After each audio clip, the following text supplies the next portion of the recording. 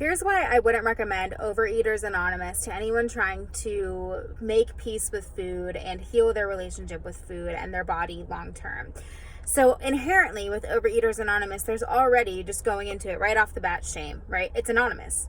We can't let people know that this is something that we struggle with. We have to keep our identities concealed. And so there's already shame.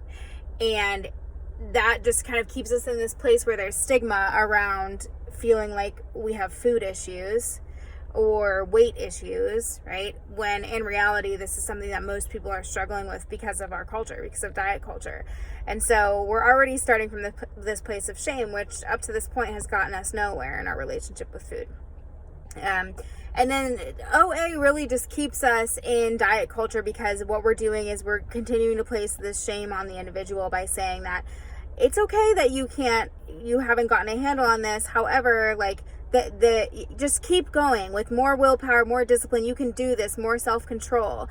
And that just completely negates the reality that diets don't work, and the way that they are relating to food is probably diety, right? They're probably trying to portion control, rigid rules and restrictions, lots of food rules. They're trying to be good. They're trying to stay on the wagon. They're very all or nothing.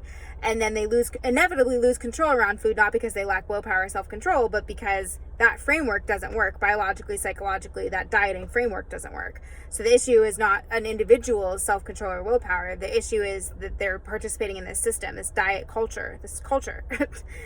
So it's a systemic issue, and it's not an individual issue.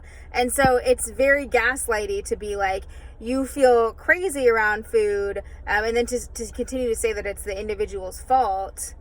And the reason they feel crazy around food is because they can't control themselves, or like they're broken, right? They mentally have this issue. And it's really not that. I mean, there's also a lot of talk around food addiction in Overeaters Anonymous. These people are not addicted to food. The reason that they feel out of control around food, or they consistently overeat, is just because we've been taught to relate to food in impossible ways. And so OA just becomes this place where it feels like a bunch of broken people coming together to commiserate on their food issues, that this is the one area of their life that they can't seem to figure out or get a handle on. It's like, none of you are broken. Most people are struggling with this if they have never learned to relate to food outside of dieting.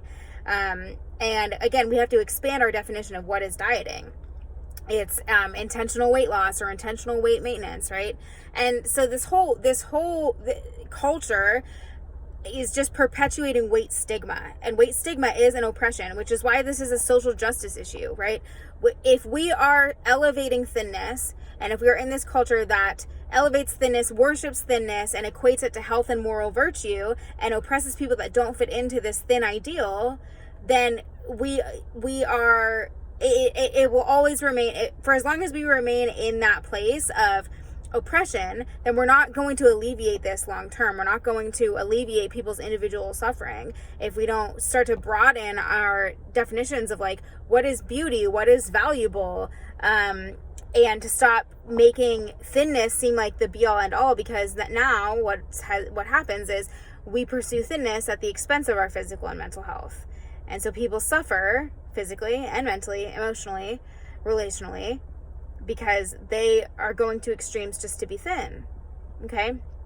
So OA, I'm afraid, doesn't teach people how to heal their relationship with food long term. And it's just telling them to diet harder, but diets don't work. So we have to teach them instead how to not diet.